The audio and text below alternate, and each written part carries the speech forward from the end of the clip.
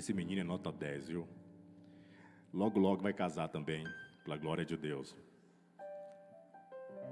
João, capítulo 4, versículo 7 até o 16, fala o seguinte: Amados, amemos uns aos outros, pois o amor procede de Deus. Aquele que ama é nascido de Deus e conhece a Deus. Quem não ama não conhece a Deus, porque Deus é amor. Deus é o quê? Foi assim que Deus manifestou seu amor entre nós.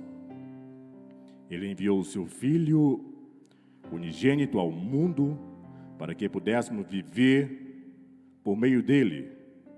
Nisto consiste o amor, não em que nós tenhamos amado a Deus, mas em que Ele nos enviou seu Filho como propiciação pelos nossos pecados. Amados, visto que Deus assim nos amou, nós também devemos amar uns aos outros. Ninguém jamais viu a Deus. Se amarmos uns aos outros, Deus permanece em nós e o seu amor está aperfeiçoado em nós. Sabemos que permaneceremos nele e ele em nós, porque ele nos deu o seu Espírito. E vimos e testemunhamos que o Pai enviou seu Filho para ser o Salvador do mundo. Se alguém confessa publicamente que Jesus é o Filho de Deus, Deus permanece nele e ele em Deus. Assim conhecemos o amor que Deus tem por nós e confiamos nesse amor. Amém? Por estar sentados.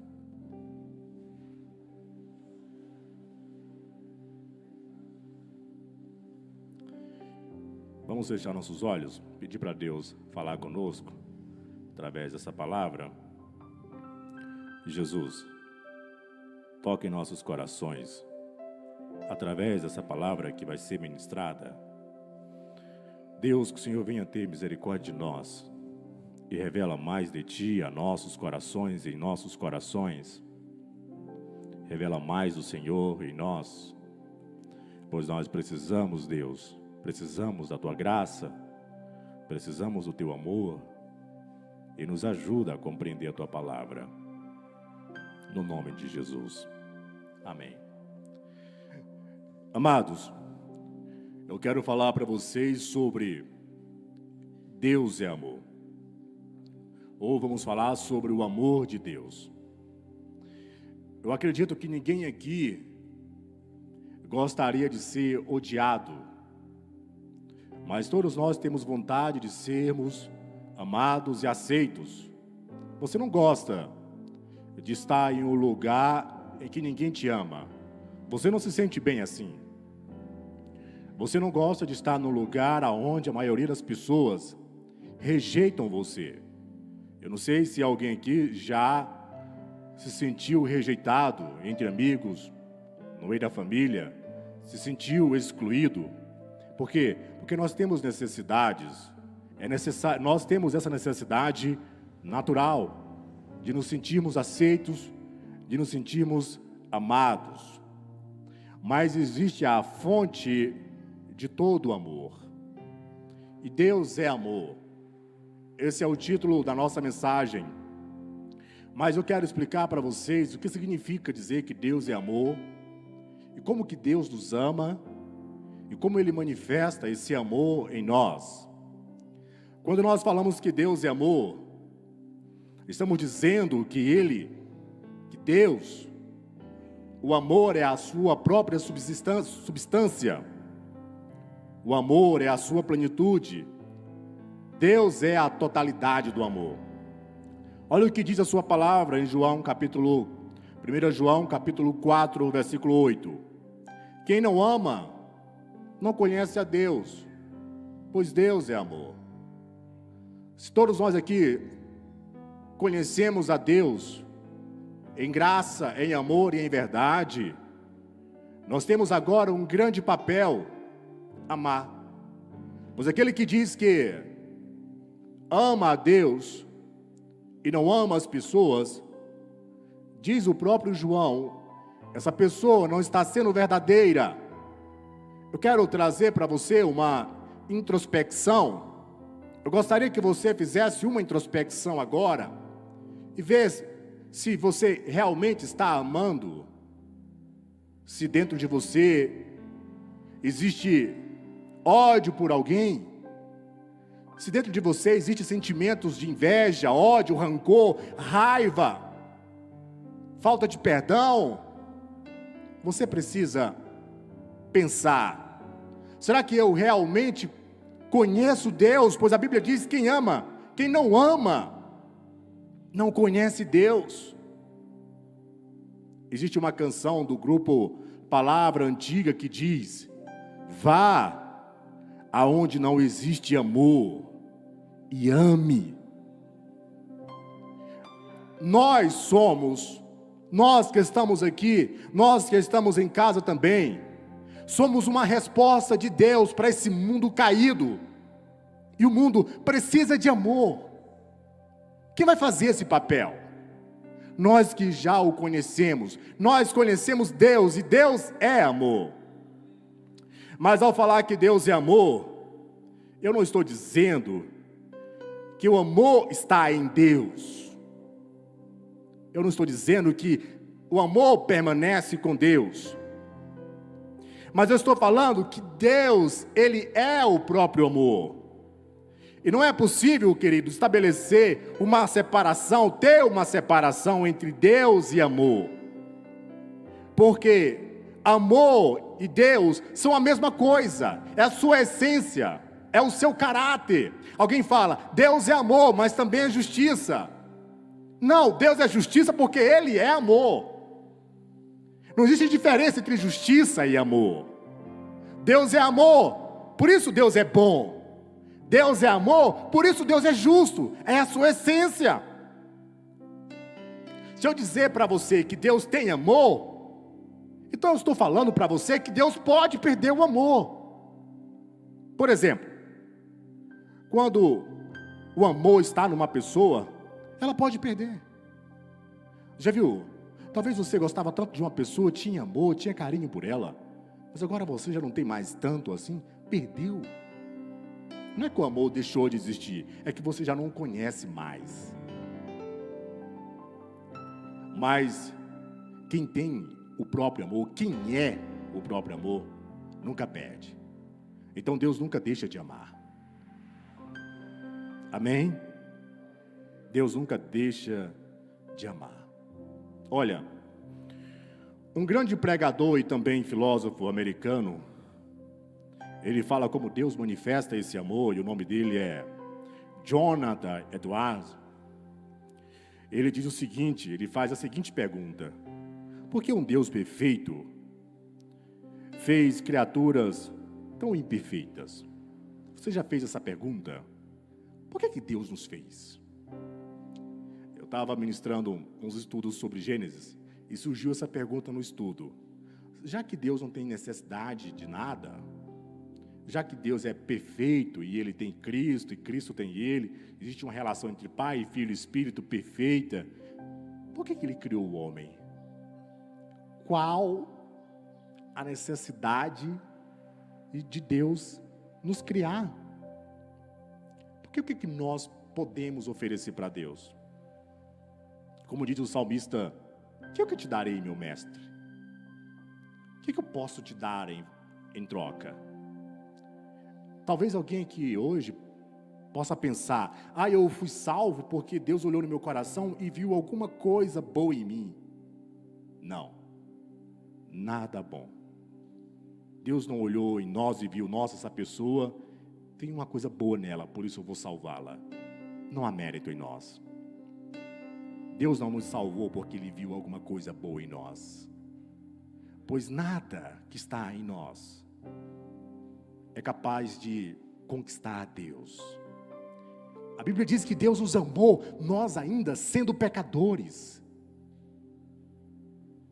Deus nos amou, nós ainda distantes dEle. Mas a pergunta é: por que Deus nos fez, se Ele é perfeito? Por que Deus nos fez se Ele não tem necessidade de... Irmão, Deus não tem necessidade de nada. Você já viu Gênesis capítulo 1? A gente falou na aula passada com o evangelista Júnior sobre que Deus criou tudo. Mas Gênesis capítulo 1, versículo 1 diz que Ele criou do nada. Sabe o que é nada? Não é igual uma casa vazia, que não tem nada dentro. É um nada, não tem o tempo, não tem o espaço, não tem nada. Deus criou o tempo, Deus criou o espaço, Deus criou as coisas visíveis e invisíveis, Deus criou o homem. A pergunta é, para quê? A gente nasce, cresce e morre. Por que Deus nos criou? Qual a necessidade? Ou vocês nunca fizeram essa pergunta também? A resposta do grande teólogo, um dos maiores e respeitados teólogos americanos que já existiu, a resposta de Jonathan Edwards é: Deus é perfeitamente amoroso, e por isso deseja compartilhar seu amor com criaturas capazes de amar. A resposta, por que Deus nos criou? Porque Ele é amoroso, e Ele desejou compartilhar de si, do seu amor, com criaturas que são capazes de amar. Por mais que sejamos imperfeitos, por mais que sejamos falhos, Deus nos deu a capacidade de amar, de emanar, de exalar o seu amor. Então uma pessoa que não ama, não conhece Deus. Quando nós conhecemos Deus, Deus enche a nossa vida dele mesmo. Agora nós podemos amar, agora nós podemos perdoar, agora nós podemos aceitar o outro com a sua limitação, agora nós podemos aceitar o outro sem preconceito, nós podemos aceitar o outro com respeito, com carinho. Deus nos deu essa capacidade. Quando nós somos cheios dele, nós podemos amar. Então, querido, vai e ame, vai e mostre Deus ao mundo, pois agora você está cheio do amor, você está cheio de Deus. Olha, o Deus amoroso está no centro do universo. Deus está no centro do universo. Por mais que algumas pessoas venham negar isso. Há uma série, e na série mostram, eu não lembro o nome da série, mostra um médico que tinha participado da morte de um adolescente. Esse médico estava quase à morte, e ele chama uma capelã do hospital para se confessar. E ela começa a falar aquelas mensagens da teologia liberal, falando: não se preocupe, Deus não julga você por isso, não, Deus te ama. E ele falou: não, eu preciso de alguém que mostre para mim a verdade, eu preciso de alguém que fale para mim que eu preciso ser perdoado, porque nós precisamos ser perdoados, irmãos. Porque infelizmente nós estamos nesse mundo e nós pecamos, nós precisamos de perdão, e Deus nos perdoa, porque Ele ama o seu povo. Deus não rejeita um coração quebrantado. Todo aquele que vem a Deus, Ele não lança fora. Nós precisamos de perdão. Charles Haddon Spurgeon diz: quando eu me batizei, eu achei que o velho homem iria morrer afogado, mas eu descobri que ele sabe nadar. O velho homem sempre vai nos perseguir e sempre vai querer se manifestar dentro de nós. Por isso precisamos ser cheios de Deus. Deus está no centro do universo. O universo é essencialmente pessoal, diz Jonathan Edwards. O universo é a expressão criativa de uma pessoa. Tenha curiosidade, olha para o que Deus criou. Deus foi muito criativo. Criou tudo isso para colocar eu e você nesse mundo. para encher os nossos corações do amor dele. Que Deus maravilhoso. Ele não tem necessidade de nada. Mesmo assim nos criou, para que em nós o amor dele seja revelado. Então, a partir de hoje, você vai sair daqui com uma missão na mente. Eu tenho a missão de revelar o amor de Deus ao mundo. Olha, estando no centro do universo, com seu amor criativo, Deus ama as criaturas como os homens. Mas aí você me pergunta, Valdeilson, como Deus nos ama? Deus nos ama como amigo. Olha o que diz João capítulo 15, versículo 13. Ninguém tem maior amor do que aquele que dá a sua vida pelos seus amigos. Então Deus nos ama como um amigo, nós somos íntimos de Deus. Vocês já tiveram a experiência de acordar pela manhã, e quando você abrir os olhos, a primeira pessoa que você pensa, a primeira coisa que você pensa, não é na esposa que está do lado, não é nos filhos que estão dormindo, não é no café da manhã que você vai tomar. A primeira coisa que você pensa, a primeira pessoa que você analisa, você abre o olho, parece que existe alguém superior te olhando, parece que tem alguém que passou a noite inteira velando por você, tinha alguém a noite inteira te assistindo, e você diz, bom dia Deus, como eu te amo, como eu te adoro. Quem nós temos aqui na terra a não ser Deus? Será que nossos corações amam Deus acima de tudo? Pois Ele nos chama de amigos. Assim como Ele chamou Abraão de amigo, nós também somos considerados amigos de Deus. Não mais inimigos, não mais rivais, mas amigos íntimos. Deus fala conosco, Deus se revela a nós. Eu não sei se isso te alegra. Talvez se você fosse amigo do presidente Joe Biden ou do Bolsonaro, você ficaria feliz e mostraria para todo mundo, olha, eu tenho um contato pessoal dele aqui no meu Instagram, no meu WhatsApp. Tiraria várias fotos mostrando que você é amigo dele, só para se exibir com os colegas de trabalho, da igreja, só para mostrar que você é o cara. Quem são essas pessoas diante de Deus? Não são nada. Nós somos amigos de Deus, pois Ele nos chama de amigos. Como que Deus nos ama? Deus nos ama como Pai. Nós somos filhos dEle, pois a Bíblia diz que Deus nos deu, o seu Espírito nos deu o poder de sermos chamados filhos de Deus. Aí você pode dizer, Valdeilson, mas todo mundo do universo, todas as pessoas que são criadas são filhas de Deus.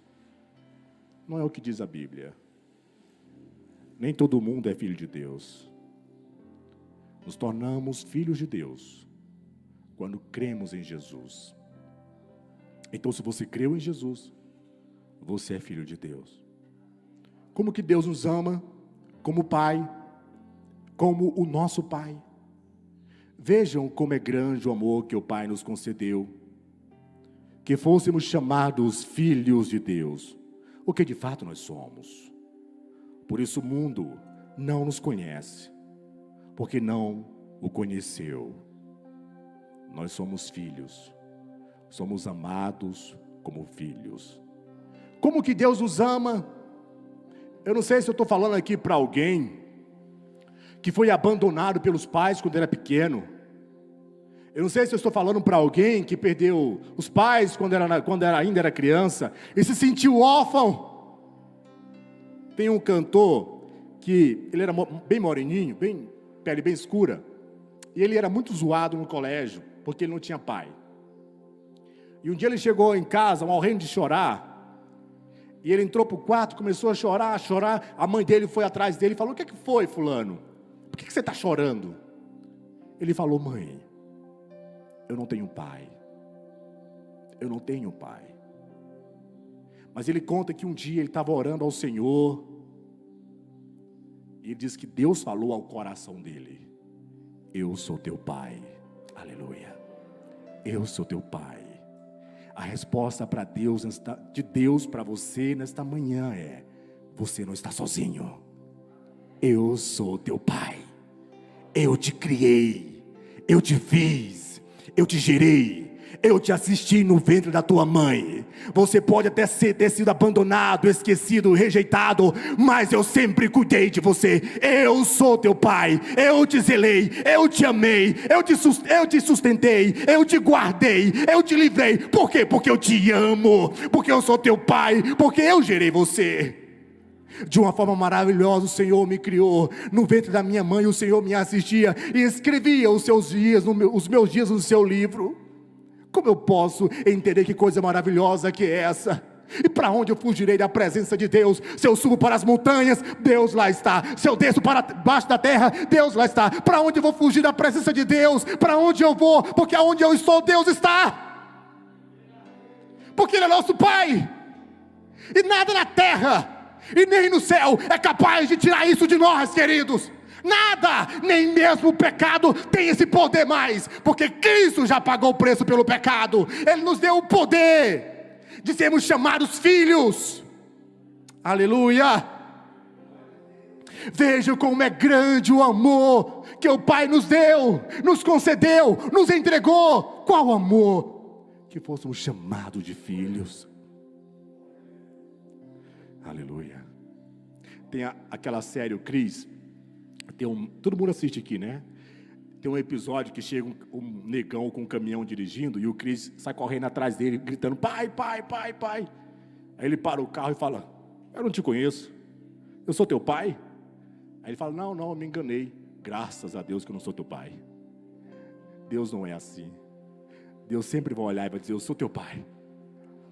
Eu sou teu pai, eu te amei. Como que Deus nos ama?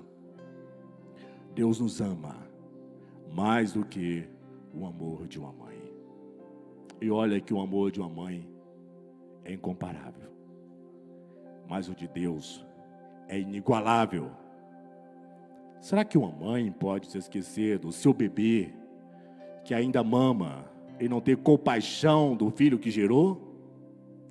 Embora ela possa se esquecer, eu não me esquecerei de você. Queridos, vamos abaixar a cabeça por um momento. Aqui está dizendo que Deus não se esquece de você.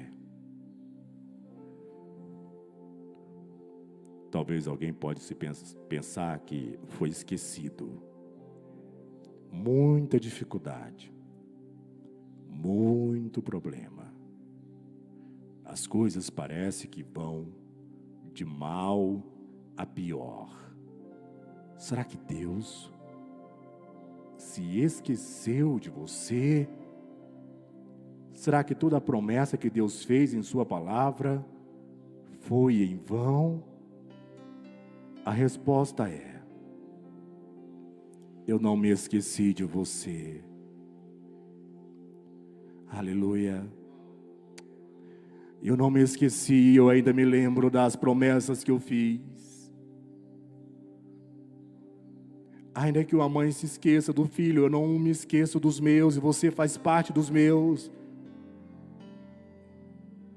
Deus não se esqueceu. É o que diz a sua palavra, Ele ainda lembra. E Ele jamais vai se esquecer. Ah, querida, aproveita esta manhã para sentir o amor de Deus em seu coração. Será que Deus se esqueceu de nós? A resposta dele é: eu não me esqueci. Eu jamais me esquecerei de você. Aleluia. Receba o amor de Deus em seu coração. Sinta esse amor sendo derramado em sua alma nesta manhã. Ainda que meu pai, ainda que minha mãe me deixem, Deus jamais me abandonará. Para onde iremos da face do nosso Deus? Só Ele tem palavra de consolo para nós. Aleluia. Glória a Deus. Você pode aplaudir o Senhor Jesus?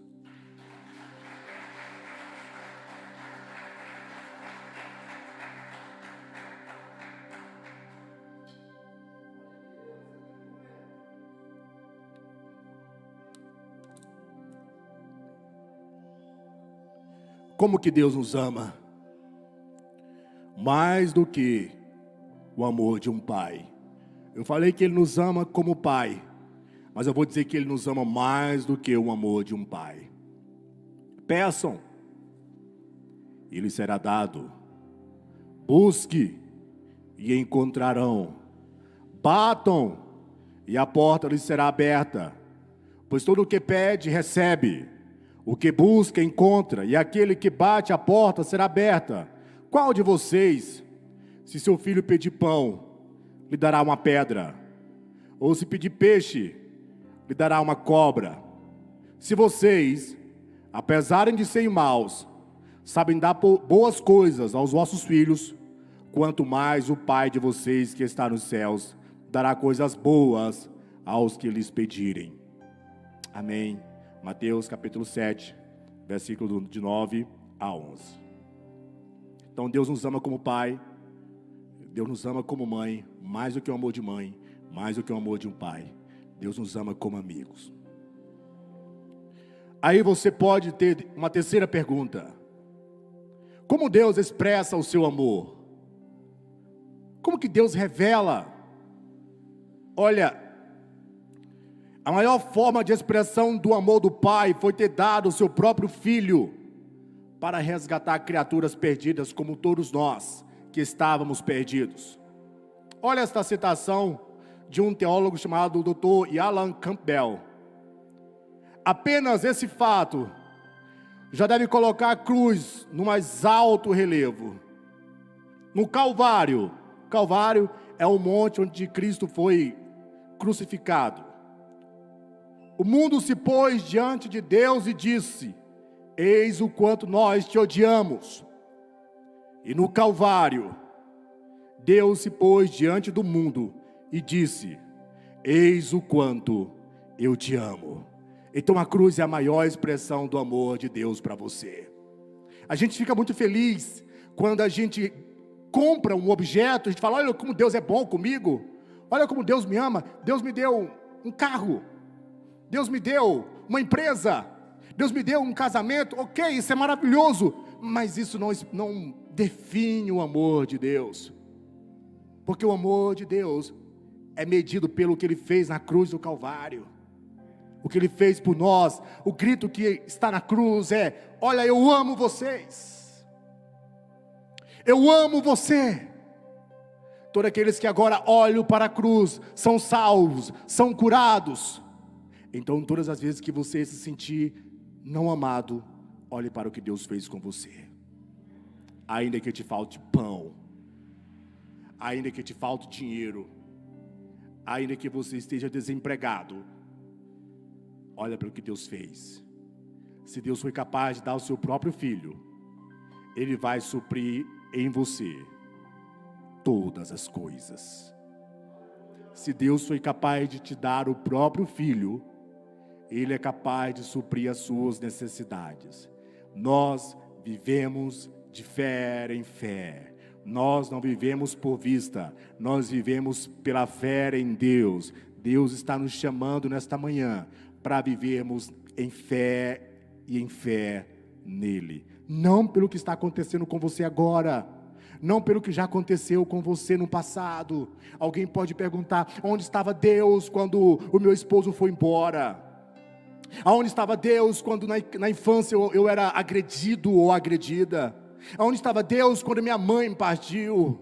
Aonde estava Deus quando meu filho me abandonou? Onde estava Deus quando essa doença apareceu? Onde estava Deus quando o desemprego apareceu? Deus está exatamente onde Ele sempre esteve, no controle de tudo, no controle da sua vida. Ainda que andemos pelo vale da sombra da morte, não temeremos mal algum, pois a sua vara e o seu cajado nos consolam. Deus sempre vai nos preparar lugares seguros para estarmos, porque o Deus que é capaz de nos guardar, meu irmão, em campos verdejantes, é o mesmo Deus que é capaz de nos guardar em vales escuros. Eu não sei por onde você está passando agora, mas enquanto você passa, Deus está passando com você. Enquanto você luta, Deus está lutando por você, porque a palavra diz que Deus luta as nossas batalhas. Se Deus luta as nossas batalhas, aquieta o seu coração e veja o que Deus vai fazer. Aquieta o seu coração e veja o que Deus é capaz de fazer. Deus é capaz de derrubar as muralhas das Chinas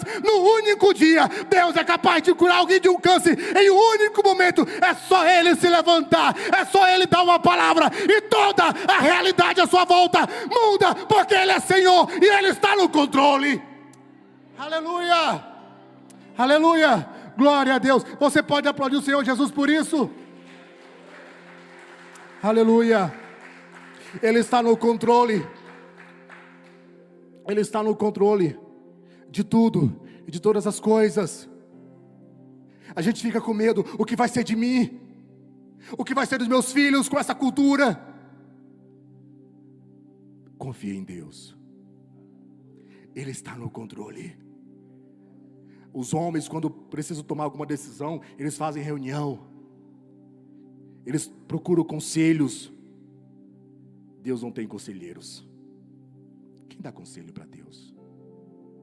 Quem que Deus deve pedir alguma coisa? Para quem que Deus deve pedir autorização? É só Ele querer. É só Ele decidir. E Ele faz como Ele quer.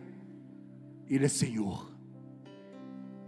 Por isso, como diz uma canção, descansa, acalma, entrega teus caminhos ao Senhor, confia nele e tudo Ele fará.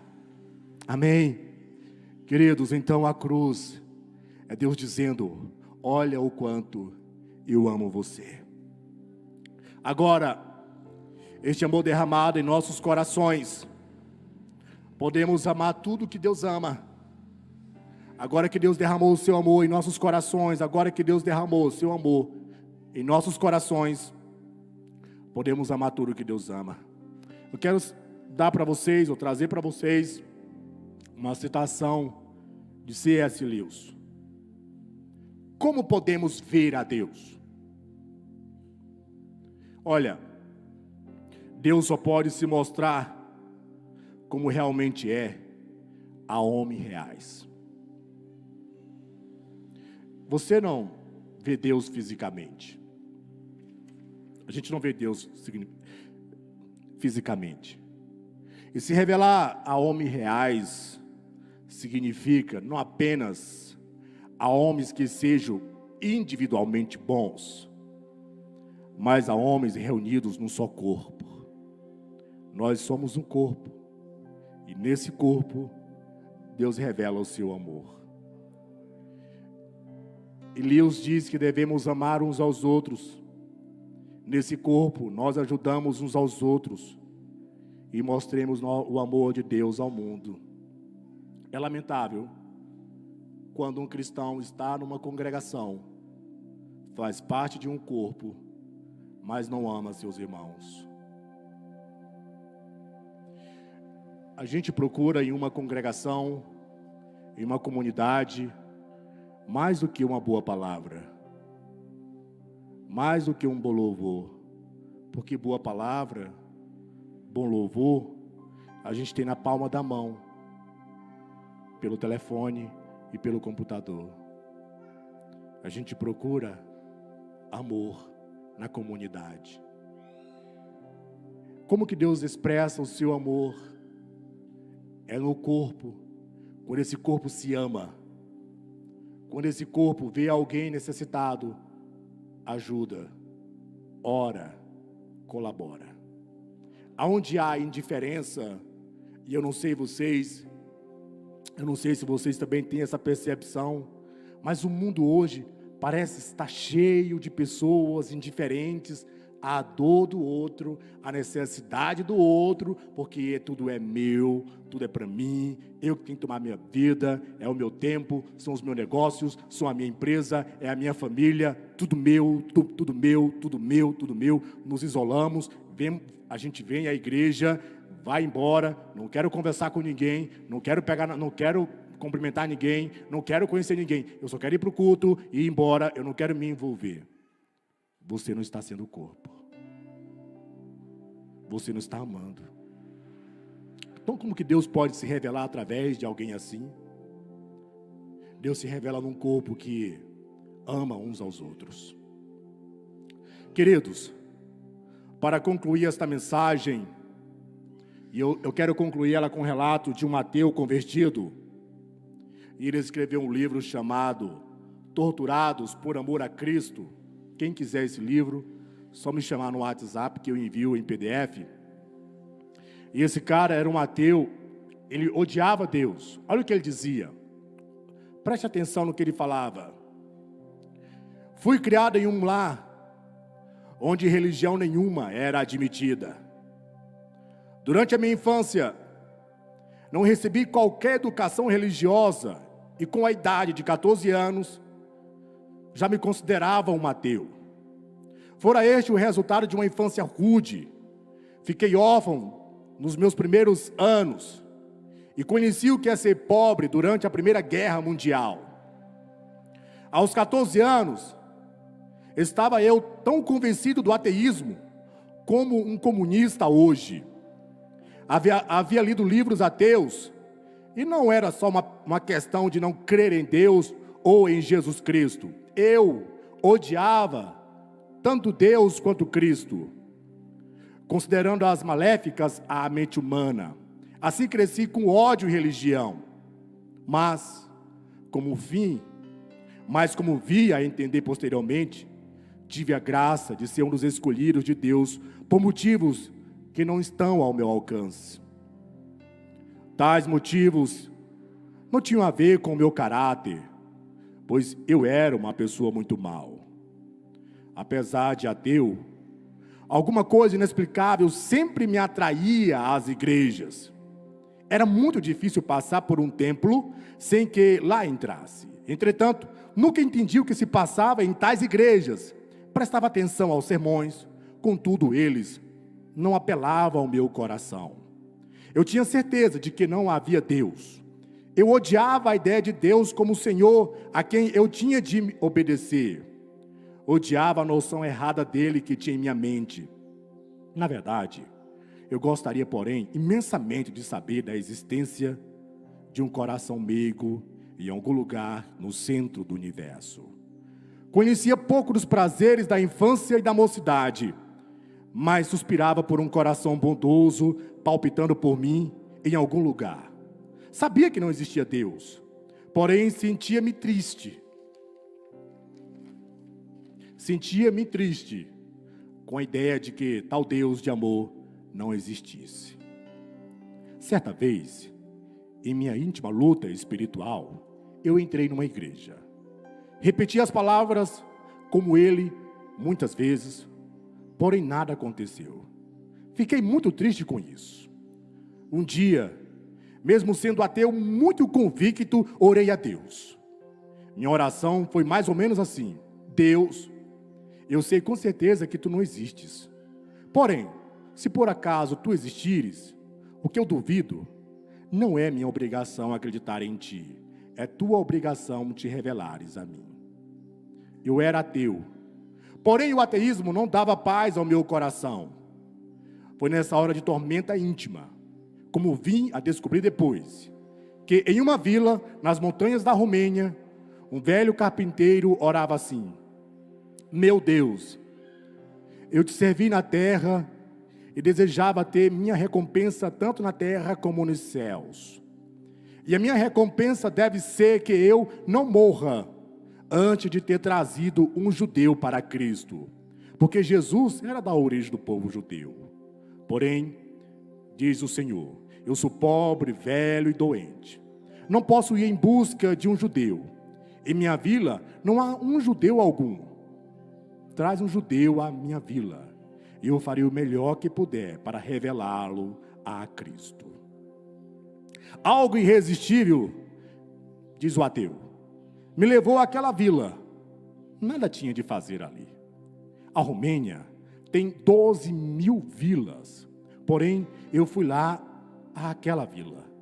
Vendo que eu era judeu, o carpinteiro me cortejou como nunca. Ele viu em mim uma resposta às suas orações e deu-me uma Bíblia para ler.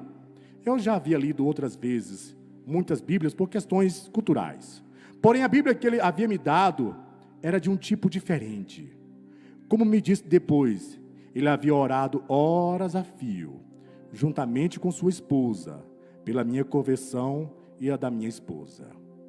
E a Bíblia que ele me deu foi escrita, não tanto com letras, mas com chamas de amor ateada em suas orações. Eu mal podia lê-la, apenas chorava sobre ela, comparando a minha vida má com a vida de Jesus, comparando a minha impureza com a sua pureza, meu ódio com o seu ódio, e ele me aceitou para ser um dos seus. Deus não lança ninguém fora. Já diz um grande teólogo, todo homem que entra em um bordel, todo homem que procura um bar para ficar bêbado até cair, ele está à procura de Deus. E é o nosso papel mostrar aonde Deus está. Vamos ficar de pé.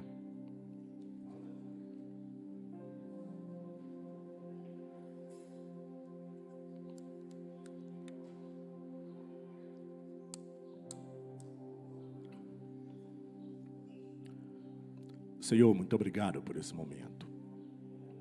Obrigado, Jesus, pela Tua palavra.